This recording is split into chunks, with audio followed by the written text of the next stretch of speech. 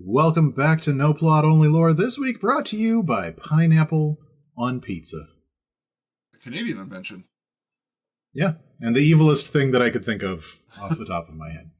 I can't even say that with a straight face. What a marshmallow kind of life you have if that's your definition of evil. No, I love pineapple on pizza. It's good. It's just good. It's tasty. It's the salty and sweet combination. So we've just lost all of our subscribers. We've cut the entire population of Italy out of our listener base. That's fine. We're better off for it. Have you watched those two Italian guys that do like the policing of Italian? Oh, food? Yeah. Approved. Yeah. Thor loves those guys. I can't stand them. So Dungeons and Dragons recently released a list of new options for your player characters to look evil. Yeah, it just came out this week. It's like a playtest version of evil coded like character options for, I think it was all casters, wasn't it? I don't know. No, it wasn't all casters because there was the Hell Knight or whatever. Yeah. It was mostly casters. Yeah.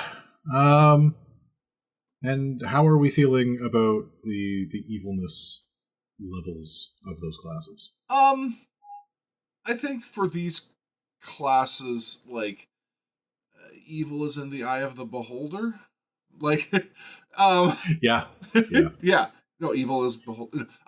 So the four options presented were the Pestilence Domain Cleric. So a cleric based around diseases and poison and bugs and gooey nastiness. There was the Circle of the Titan Druid, which was all like kaiju and monster movies. The Hell Knight Fighter, which I guess was, I don't even know what they were fully pulling from. Someone pointed out it's basically just Ghost Rider. And then the Demonic Sorcerer. So you're getting your powers from devils and demons. I would say the Circle of the Titan, I don't know what exactly is evil coded about just being larger than everything else to a frightening degree. Is Godzilla evil? Because I think that there's a good case to be made for like a few kaiju movies where Godzilla and King Kong are the good guys. Yeah, so actually in a lot of Godzilla movies, he's the good guy because he's the guy who fights off things like Ghidorah and Mothra. I think the first movie, it was like more meant to be I don't know, an elemental terror, like a on the same level as like a tsunami or something, just a force of nature that you couldn't control. And then in later movies, he actually sort of becomes the defender of Tokyo in a weird way. Maybe it's just like animalistic territorial behavior, but he does like protect humans in a certain way. And then there's other movies where like King Kong for sure was not like explicitly evil. He was just sort of captured and pulled out of the jungle, or they came to his territory. I think Skull Island, he actually winds up like making a connection with some humans or something. Like I vaguely remember the movie, but yeah, no, there's a couple of Godzilla movies or Godzilla and King Kong movies where it's like, this is a beast that should have just been left alone. He's not inherently evil. And I think that was mostly my reaction to all of these. Right. Is the first time you describe to me a thing that is meant to be evil for player characters, the first thing I do is try to think of a good version of it. Right? Yeah, we had the same instinct, yeah. Yeah. The Pestilence Domain Cleric, to me, I was like, so Moses? Like just bringing some plagues? Is that how we're doing? So what I thought of, because they talk a lot about like rats and stuff like that, and in my mind, there was that druid I made a while ago that was like trying to make the the pigeon lady from Home Alone 2. And I thought, well, you can totally do that now. Yeah, that's a perfect pestilence domain cleric. Just a swarm of pigeons and disease. And then, the Hell Knight, we already said, was like Ghost Rider. Ghost so you Rider could do easily. like the vengeance direction on it, and like the evil retribution for like the sins of whoever. Yeah. And then the demonic sorcerer, I had a problem with, in that sorcerers gain their power through lineage, which means that Dungeons and Dragons is saying that some lineages are just evil. Yeah, that's a contentious one. Because I have evil in my blood. Well, and yeah, I like having made the what's their faces, the playable characters a couple editions ago. Oh, why can't I think of it now? Tieflings.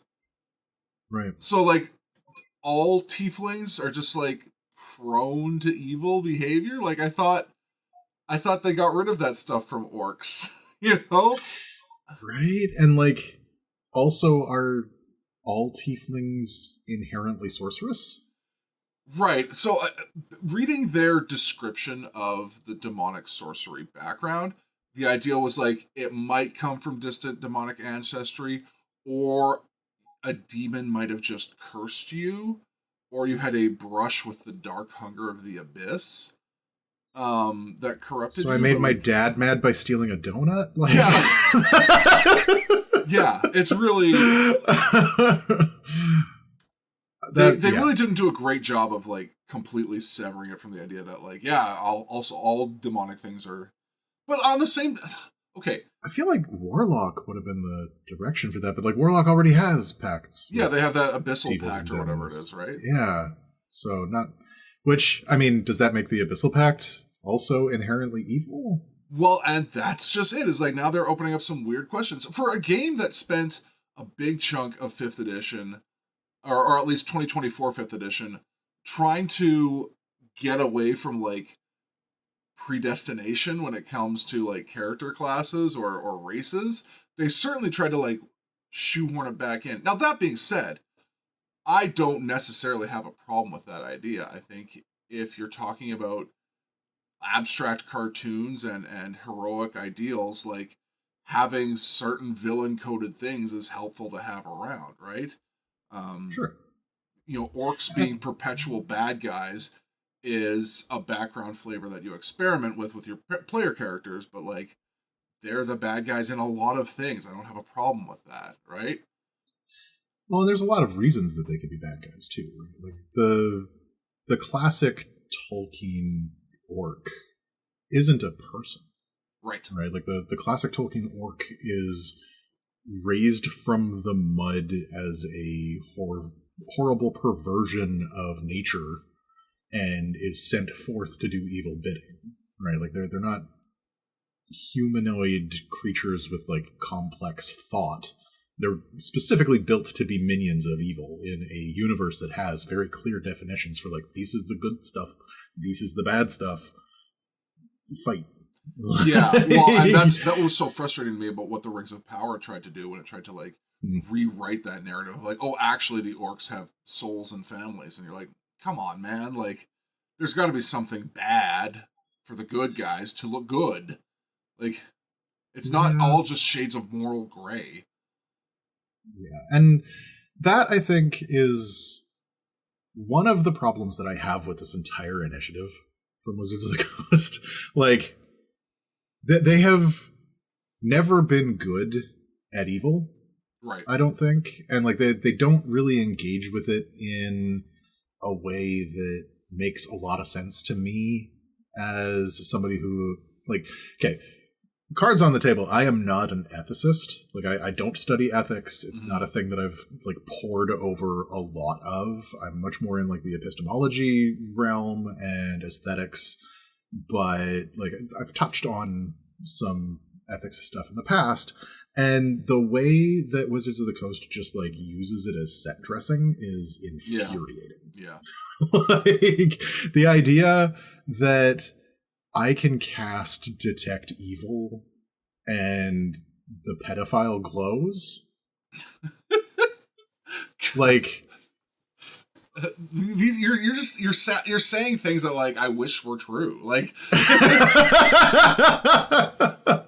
like I want more. I want less moral ambiguity in my day-to-day life, and I applaud Wizards of the Coast for trying to manifest that, right?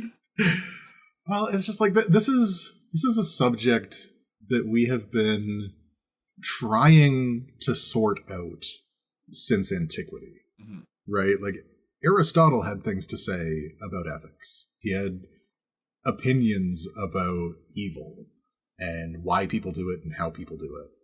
And the fact that we haven't figured it out yet, but you can decide on a fancy chart which of the like moral imperatives your character should belong to, yeah, is a very strange level of abstraction for me. I think it's necessary if you're just trying to make a fucking game. like I don't think it is, though. Like, I think that alignment in general is a mistake. Okay. Like, I think that we never should have had an alignment chart in the first place. Uh-huh. I think that declaring your character to be of a certain alignment is weirdly prescriptive. And mostly the terms like good and evil in D&D have been more or less set dressing. Right. Right? Like, I put some chains and some spikes and some lava in a thing, and now it's evil. Yeah. Which is fine. like, okay.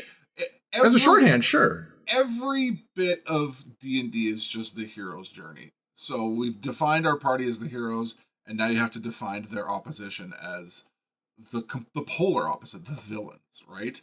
And so, you know, obviously they had to add a little bit more like ambiguity to what a hero was. Like, well, can you be a hero while still breaking the law? Yeah, you're Robin Hood. You're a chaotic good, right? So putting it in that frame, like, I understand that the only reason that evil exists in this system is because Gary Gygax needed someone to be defined as the bad guy. And so the easiest way to do that was to slap a moral tag on it, because things were a lot more black and white in the 60s, you know? Like, yeah, it is not a coincidence that a lot of the things that get the evil tag put on them have been used to characterize certain groups of people. Well, yeah. I mean, is the game growing past that? Sort of, kind of, but it's trying. There's a lot of opposition. Well, no, I get that, and it's the same group of people that always oppose change, right? But then there's also the people who are like, hey, maybe we don't like throw the whole thing out because we still need to have some direction to move with these stories. Like, we can't just say like, yeah, everyone exists on a sliding scale of self-interest, and so I don't know, go out there and just try to be a good fighter. Like, I don't know what it means. Well, and I think like some of that abstraction does make sense in the realm of like a war game, right? Like, well, if we're looking at it from, if we're talking about what, you know, fucking D&D grew out of, it's chainmail. It's just a war game, you know. So like having a spell like Detect Evil on like a miniature battle map where you're like, hey, I don't know which of these enemies, like which of these figures is the bad guys and which ones are the ones we're supposed to protect. Is there a way for me to figure that out?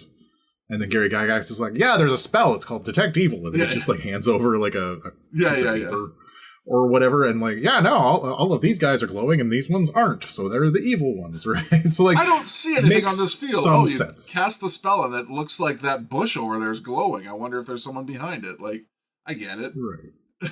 But like the aesthetic side of it is interesting to me too, because like both of us have some touchstones with like the metal communities and like punk Yeah. And a lot of those aesthetics are the same, right?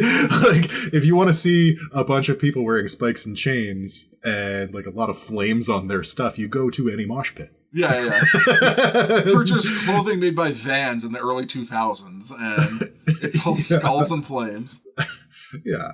So, like, just because something looks evil doesn't necessarily mean it does. Like, if the lair is full of lava and chains, it might just be a goth baddie lives there.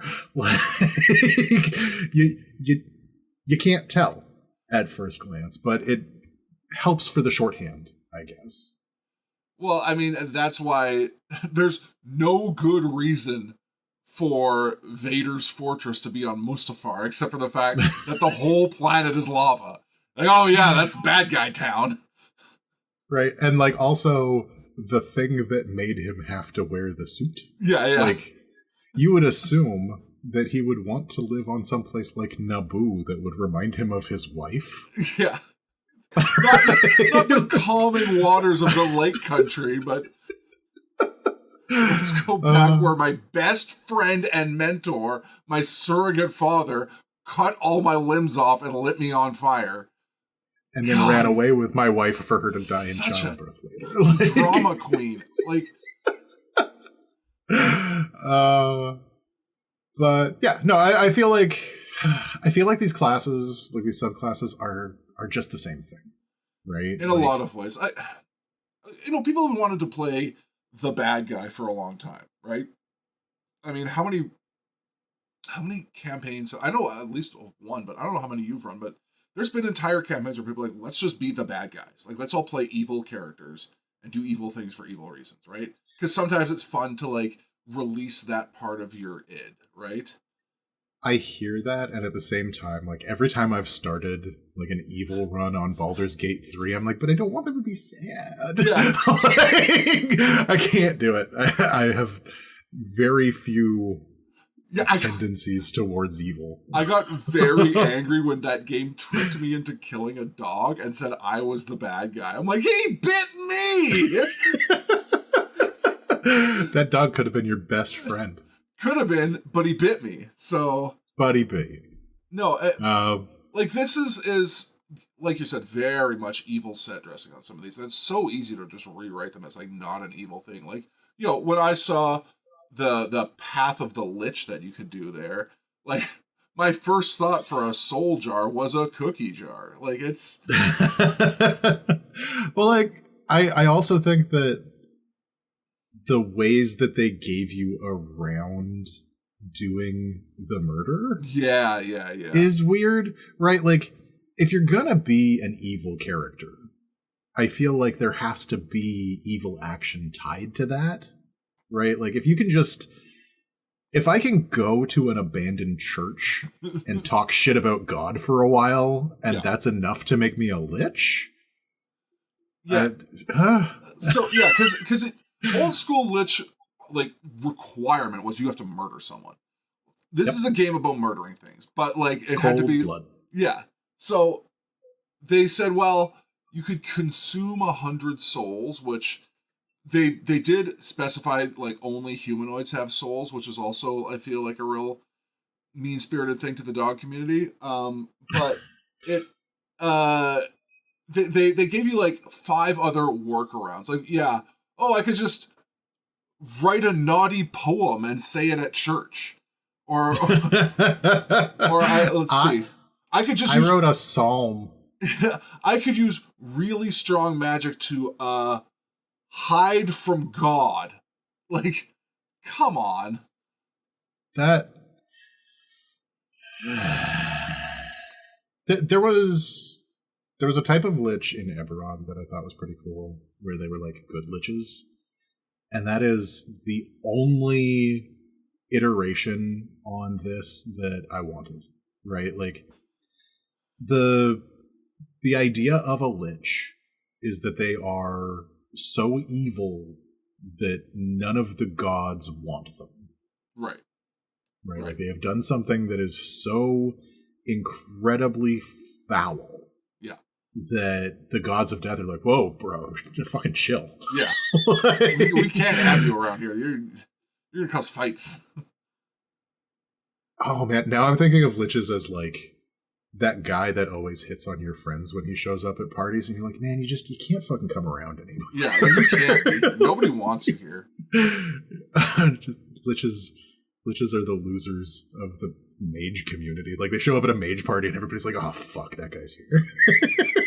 Yeah, but no, they slightly tone it down to where you can decipher and read a dirty limerick. Like, fucking dumb. And like, I like the idea of a lich that's just like, I just super don't want to die. Like, I had the same essential problem with the Book of Vile Darkness when it came out, which is that, like, okay, one, it frames a whole lot of things that are just kink as being vile and evil and wrong.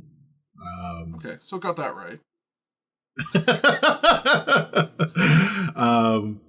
And then a lot of it is just the set dressing stuff of like, he's got whips and leather. Yeah, he's gonna be an evil one. He likes the color black. Where like actual evil, right? Like evil as it exists in the world is an incredibly complex and multifaceted problem that we've been trying to solve for centuries. Right. So, like, there's a lot of different ways that people have defined evil over the millennia. Like, I think I don't have sources for this, but like my understanding of the system of good and evil and like the planes of good and evil and the way that all of that like shakes out in D&D feels very Zoroastrian to me.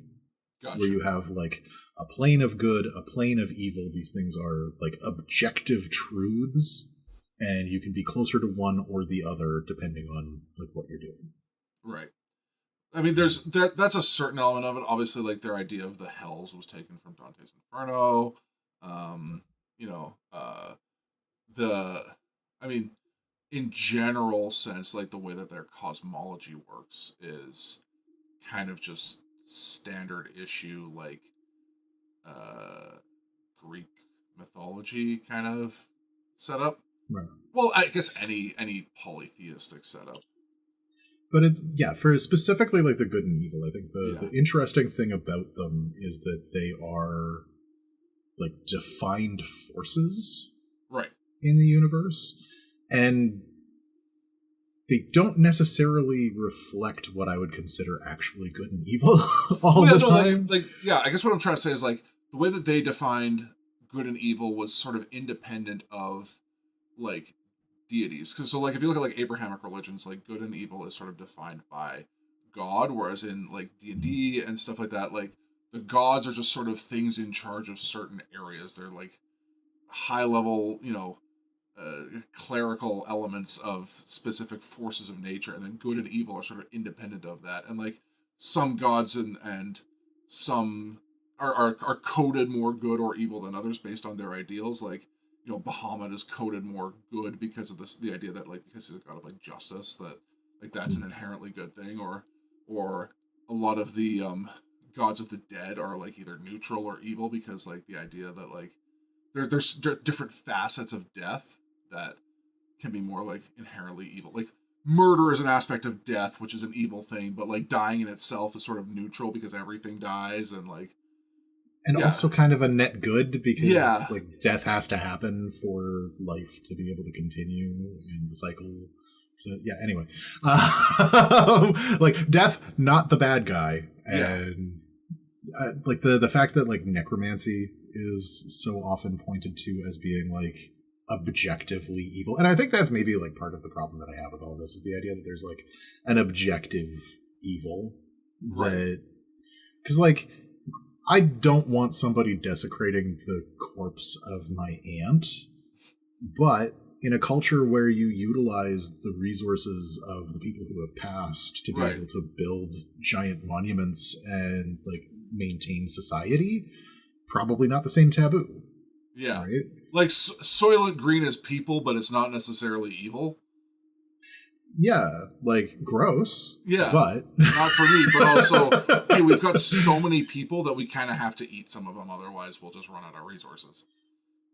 Well, and I guess like the differing definitions of good as well kind of come into it, right? Like the entire idea of like Buddhist evil is connected to wanting, right? To desire and like trying to attain, where that doesn't necessarily follow through to something like Taoism, where like evil would be working against the flow of life, like you're straining against the natural flow of things, right?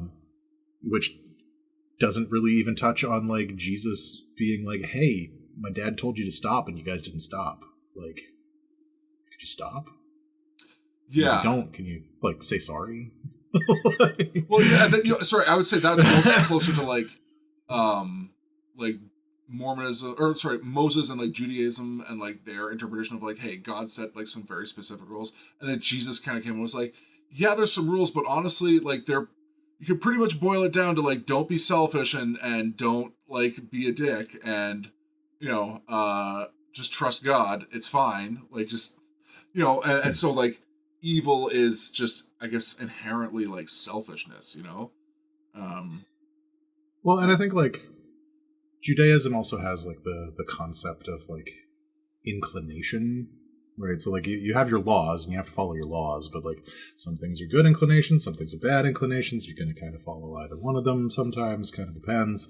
And then just don't break the fucking laws. Yeah. Don't break the rules. Yeah. A very legalistic idea of good and evil.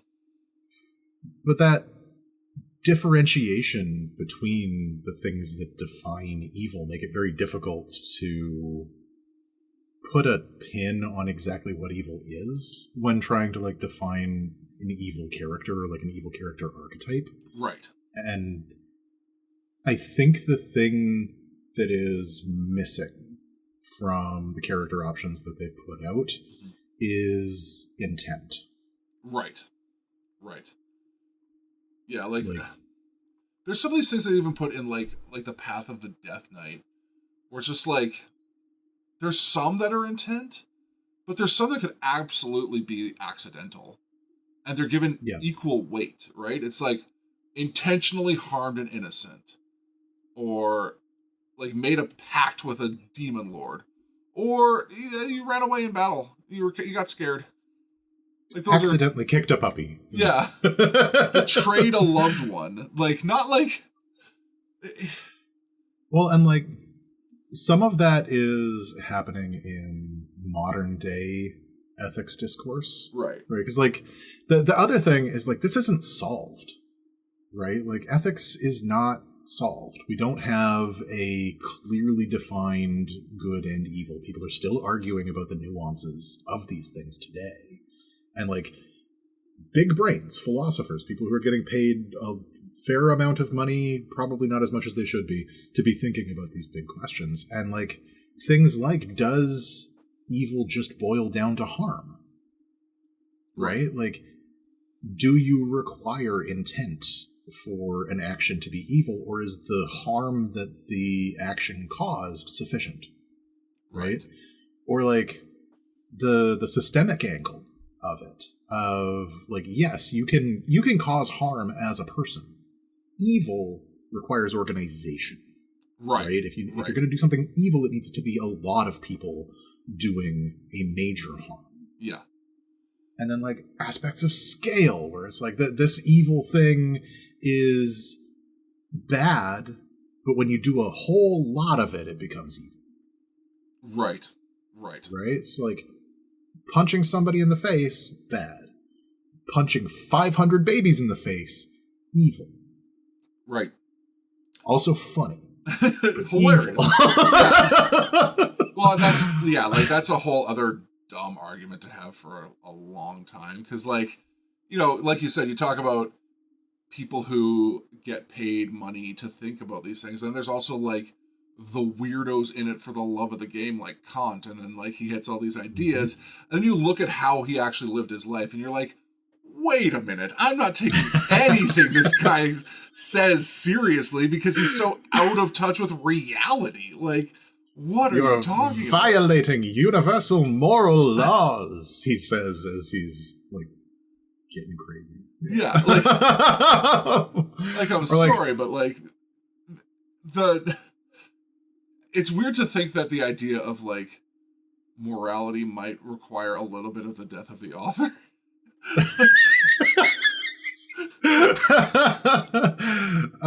If we get t-shirts, I want that to be a t-shirt. Morality requires a little bit of the death of the author. It's not like, oh yeah, like, you know, I rely on like the Torah for my spiritual guidance and absolute moral center. Also, never mind that time God sent some bears to murder a bunch of kids because they laughed at one of his prophets. Like, just maybe there's some gray areas there. Yeah. I think, yeah, for me, like, if you're gonna play with evil, right, then you have to define for you and your crew what that evil means. Right. Right? Because, like, there are going to be people who are going to play these classes and be like, ha ha ha, we're evil characters now. It doesn't matter if we do the bad things. And then they're still going to do heroic shit all the time anyway. Yeah. Right? Like, there's going to be no stopping them. They're going to go into the dungeon. They're going to rescue the princess. They're going to slay the dragon, whatever it is. Yeah. Right? Well, then there's the guy who's like, I'm chaotically good, but spends the entire campaign just being a selfish dick. Yeah, or like the lawful good murder hobos. Right? Like, again, alignment is so weirdly prescriptive in D&D that it's really strange to try and like pin it on characters before they actually start going on. But like, if you're going to be doing something like this, if you're going to be putting out like options for evil characters, I think the thing that really needs to come hammered home is the motivations behind these characters. What is driving them to do evil things? What is making them want to inflict harm on others? And like, how does that manifest in the world? Right? Because like, if it's just a matter of doing things that hurt people, then basically every hero is a villain. Yeah. Yeah, I think if you look at the angle of like, for me, a lot of it comes down to like, if you're playing an evil character, you are playing a selfish and self-serving character, right? And to the extent that you will allow harm to happen to further that end, as long as, you know, you yourself benefit, that's where the evil comes from in the character. But I also like the idea of like, hey, maybe you don't have to like put that on someone from the start, and you could just like, I don't know, as a DM, you have the little side quests that are going to sort of, you know, define the majority of the time towards the grand thrust of the campaign. And you just sort of make notes on the grid every time your characters complete a side quest of like their choices in that. Did they complete it for selfish reasons? Did they complete it, you know, generally in a good way, generally in an evil way, something like that? And then once you get X number of them done, then you're like, okay, well, hey, guess what? This is actually the morality of your character. Like, you just played it straight and the way you wanted it to. Guess what? You're evil. Like, the D&D alignment system has just become Fable. And you're going to get like little horns and a halo. It's just a race to find out who at your table is actually the chicken chaser.